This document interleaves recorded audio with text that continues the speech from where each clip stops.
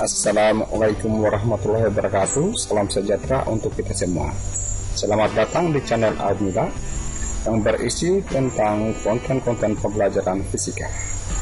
Jangan lupa subscribe dan like serta bunyikan lonceng notifikasi untuk mendukung program pembuatan tutorial atau video pembelajaran fisika ini. Kali ini kita akan melanjutkan materi kita, yaitu momen inersia benda tegar.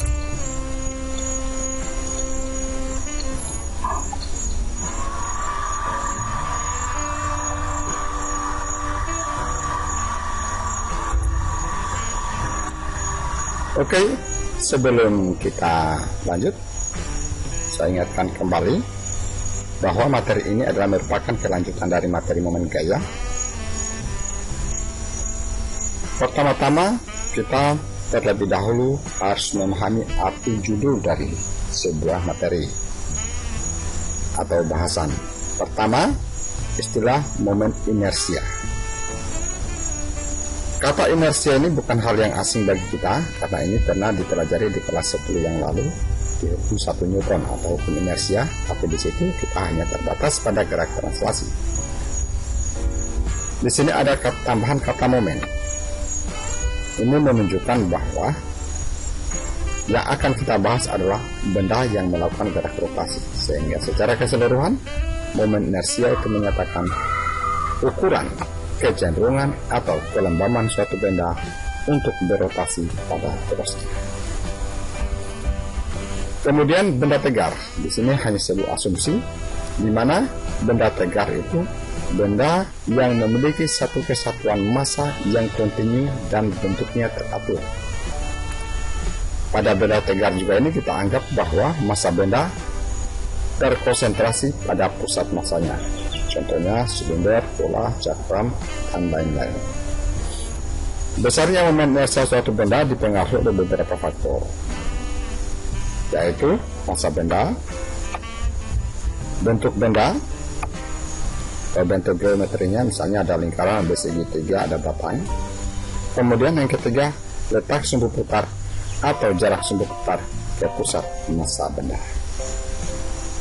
Dalam pembahasan kita kali ini, kita hanya fokus 3 bentuk benda, yaitu pertama batang kurus, yang kelanjutannya nanti ada cakram, kemudian ada bola pecah. Kita lihat yang pertama, batang kurus. Ini jangan sebut orang kurus ya, batang kurus. Ini maksudnya ini batang yang kecil. Nah, mari kita lihat. Pertama, momen inersia dengan sumbu putar terletak di pusat massa. Oke, dari gambar ini kelihatan bahwa pusat sumbu putarnya itu terletak di tengah-tengah batang. Jadi dianggap ini seakan-akan sumbunya itu pas di tengah, di atas, kemudian batangnya dia berputar.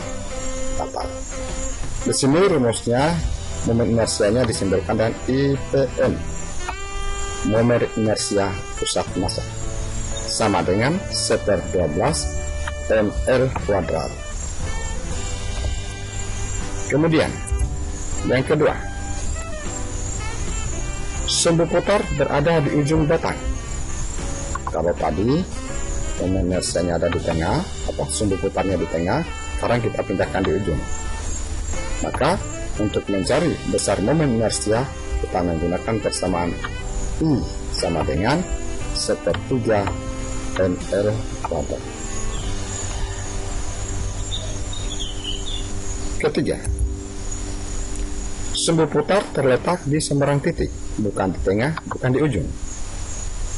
Maka momen inersianya dapat dihitung dengan menggunakan rumus I sama dengan I pusat massa ditambah mv kuadrat, di mana I pusat massa yang dimaksud di sini adalah rumus I. Sedangkan D, lihat di gambar, jarak sumbu putar terhadap pusat massa. Jadi, saya ingatkan kembali, saya ulangi kembali, bahwa di sini yang sering mengecoh kita ini adalah nilai D. Hati-hati, D Ini keterangannya, jarak sumbu putar terhadap pusat massa.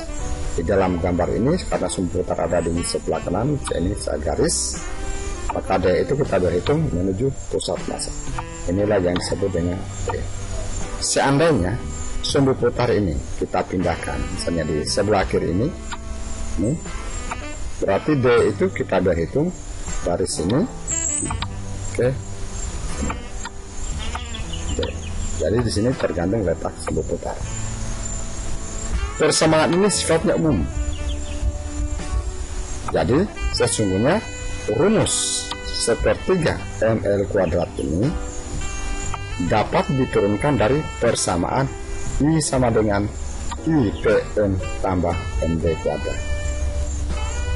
Bisa dicoba sendiri turunkan rumusnya. Di mana D ini bisa kita masukkan itu berubah menjadi seper 12 MR kuadrat ditambah M. Nah, D nya kita ganti karena di sini di ujung maka menjadi seper 2 R kuadrat. Nanti hasilnya setelah dioperasikan akan diperoleh nilai sepertiga, misalnya kurang bagus, M L kuadrat. Tadi menghafal rumus tambah kedua yang pertama dan ketiga ini dengan rumus yang di sini, kita dengan senggal rumus-rumus yang lain. Oke, mudah-mudahan bisa dipahami. Ingat baik-baik. Saya ulangi, IPM sama dengan seper 12 ML kuadrat. Kalau di ujung batang, sepertiga ML kuadrat. Kalau di sembarangan titik, I sama dengan IPM tambah MD kuadrat. Nah, kemudian ada tata lipat, ingat satuan. Di sini kita menggunakan satuan sistem internasional. Massa kilogram, panjang meter, sehingga momen inersia kilogram meter kuadrat. Kita lanjut ke momen inersia cakram pejal. Ini cakram pejal ini yang paling nyata kalau ada olahraga atletik, di situ ada cakram contohnya. Kita lihat yang pertama lagi. Sumbu putar melalui pusat massa. Sama juga seperti tadi. I sama dengan seper 2 MR kuadrat. Kita ulangi, IPM sama dengan seper 2 MR kuadrat. Melalui sembarang titik, I sama dengan IPM ditambah MD kuadrat. Jadi di sini, ingat, kalau tadi seper 12, ini karena ini adalah cakram, seper IPM sama dengan seper 2 MR kuadrat. Di mana M masih sama, IPM masih sama dengan simbol tadi, momen inersia dengan sumbu putar di pusat massa, M masih sama dengan simbol batang tadi. Itu massa, ini massa cakram, ini bukan massa batang. Ulangi, ini massa cakram, kalau ini I, momen inersia cakram, ini bukan batang, ini seharusnya salah tulis. Kemudian R, jari-jari cakram, ini terangnya. Kemudian I, momen inersia. D, jarak pusat massa ke sumbu putar masih sama dengan istilah tadi. Hanya di sini menentukan nilai D itu sama. Kalau sumbu putarnya ada di pinggir sini, maka berarti kita berhitung lagi dari sumbu ke pusat massa. Maka di sinilah D. Lanjut. Momen inersia cakram ini rumusnya sama dengan momen inersia untuk silinder pejal. Jadi dua bentuk benda yang sama memiliki rumus yang sama. Dua benda yang bentuknya berbeda yang memiliki rumus yang sama. Dengan catatan untuk ini silinder pejal ini, sumbu putarnya juga pasti berada di tengah, kurang lebih sama. Jadi kalau ada soal misalnya cakram pejal, silinder pejal, di pusat massanya itu rumusnya sama, yaitu seper 2 MR kuadrat. Selanjutnya kita lihat bentuk benda yang ketiga, yaitu bola pejal. Sama prinsipnya dengan tadi. Kalau sumbu putarnya melalui pusat massa, maka IPM sama dengan 2/5 mr kuadrat. Jadi yang membedakan itu ini saja kalau dengan cakram tadi. Kalau sumbu putarnya tidak melalui pusat massa atau melalui sembarang titik, kembali lagi rumuskan rumus ini. I sama dengan IPM ditambah MB kuadrat. IPM yang di sini sesungguhnya adalah sama dengan yang MB kuadrat, tetap juga D itu M adalah massa benda, D jarak sumbu putar terhadap pusat massa. Misal seperti ini. Kalau ini berarti D sama dengan R karena dia berada di pinggir. Kalau seandainya ini sumbu putarnya diletakkan di sini, ini, maka D itu kita berhitung panjangnya ke sini. Nah, jadi tergantung di mana letak sumbu putar. Mudah-mudahan secara teori dan rumus bisa dipahami, bisa diingat. Sudah ada 3 rumus tadi untuk IPM, mulai dari batang kurus, cakram pejal, dan bola pejal. Kita lanjut melihat contoh soal. Di sini yang saya tampilkan contoh soal untuk benda berupa batang kurus. Contoh kalimatnya, sebatang kayu panjangnya 100 cm dan bermassa 18 gram. Tentukan momen inersia batang kayu itu jika batang kayu tersebut berputar dengan sumbu putar A di tengah-tengah, berarti ini di pusat massanya, B di ujung. Pertama-tama kita tuliskan besaran-besaran diketahui seperti biasa. L sama dengan 100 cm. Kita ubah ke dalam meter. Massa 18 gram, kita ubah ke kilogram. Ditanyakan bagian A, IPM. Kenapa kita tulis ini simbol IPM? Karena pertanyaannya di sini adalah di tengah-tengah batang. Kita anggap bahwa batang itu pusat massanya berada di tengah batang. Bagian B, I. Ini. Kita tetap posisinya karena ini adalah di ujung batang nanti sumbu putar. Nah, kira-kira bagaimana bentuk gambarnya? Kita lihat berikut ini. Jadi pertama untuk bagian A kita gambar dulu kurang lebih sama dengan gambar dalam pembahasan soal tadi. Setelah itu kita selesaikan dengan persamaan I sama IPM sama dengan 1/12 ml kuadrat. Masukkan angkanya. Kita masukkan angkanya di sini.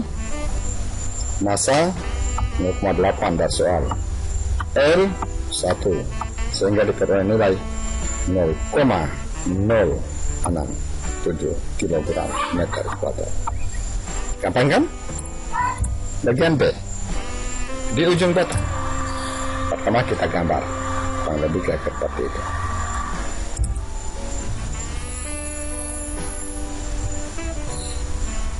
Momen inersia sumbu putar di ujung batang bisa kita menggunakan rumus I sama dengan IPM tambah MB kuadrat. Tadi sudah dihitung bahwa di pusat massa itu momen inersia 0,067. Kita langsung masukkan di sini. M massa dari soal. B dari mana angka 0,5 ini? Tadi disebutkan bahwa panjang batang itu sama dengan 1 meter. Berarti dari sumbu putar ini ke tengah-tengah batang nilainya adalah setengah. Berarti setengah dari 1 hasilnya 0,5. Makanya di sini sub 0,5. Hasilnya setelah ditambahkan ingat dia tanda operasinya ini beruntun turun 0,2. Maka secara keseluruhan I sama dengan 0,267 kg meter kuadrat. Selain menggunakan persamaan ini, bisa juga diuji I sama dengan 1/3